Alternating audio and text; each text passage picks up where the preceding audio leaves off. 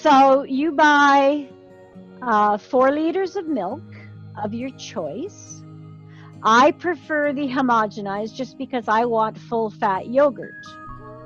Yeah. So I pour all of the milk into a cold crock pot, plug it in, put it on low, cover it up, and I walk away. I ignore it for 2.5 hours, 2.5 to 3 hours.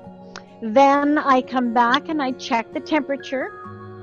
And once it reaches 180 Fahrenheit, I unplug it and ignore it again. I don't stir it. I don't lift the lid. I just unplug it and walk away. Of course, I have to lift the lid to check the temperature, but and then you leave that alone for about 3 hours, maybe more, depending on how warm or cool your home is. But you now want it to cool down again to 110.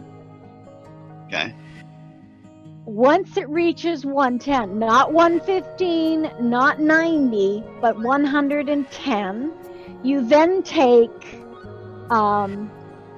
half a cup to 1 cup of regular yogurt, either the Astra Original because it has the active ingredient, or a cup from your last batch. That's the active ingredient. You stir that gently into your 110 degree milk. Right. Then you get a big bath towel or small blanket, and you wrap up your crock pot really nice and cozy, and you tuck it into the oven with the oven light on, and you leave it there for overnight or up to 12 hours. Okay. So what's happening there is it's coming from 110 and it's moving very slowly down to room temperature with the active ingredient in it, and it's creating the more yogurt. So when you open up your oven the next morning and you pull out your wrapped up crock pot, it should still be warm, but when you remove the lid, you now have yogurt. Cool. It's plain, it's unsweetened. Right. You can at that point take out a cup of that yogurt, put it in the freezer for your next batch, because that's going to be your starter. And then you can flavor it however you like. If you want Greek yogurt, like I prefer, I then pour it into a sieve that has been lined with double thickness of cheesecloth. Okay. And then I strain it in my fridge for the next 12 hours. So it's reducing it another half, whatever.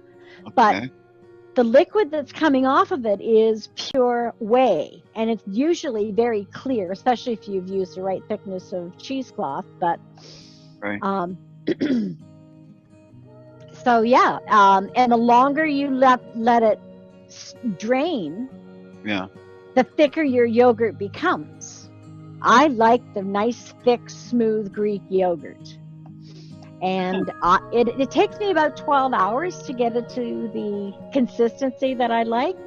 Unfortunately, that's also reducing how much yogurt I'm getting, but just because I like it nice and thick. Well, you're starting with 4 liters too. That's a lot of yogurt. It is.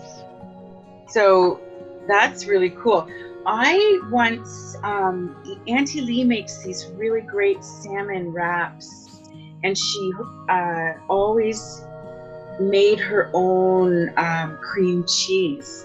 So she would take Astro yogurt plain and put it into a sieve double lined with cheesecloth, and then every 12 hours she would squeeze it and turn it. Yep. But she would leave it in the fridge. Like that would take a couple of days. And then, so I've done that once, but oh man, it was so delicious. I bet. And she was making cream cheese? Yes. So you do exactly what you're doing. you're just taking it that much further. You're reducing it, taking that much more liquid out of it by squeezing. Oh, wow. Yeah, you see, when I end up putting it in the fridge, I put it in this big steel colander that I have, and I put that inside of a Dutch oven pan that I have, and I put a spaghetti plate on top of it, and the spaghetti plate helps to press it down. So, yeah. I need the visual. Send me pictures. I actually am looking on my phone because I posted this to the weight loss group thing that I am part of, and well, that's amazing. I'm visualizing all the different stages of what you're doing. That's awesome. Okay, I'm gonna stop recording that now. Thanks so much, Debbie, for walking us through the process. Good luck on your yogurt making, folks who want to hear from you.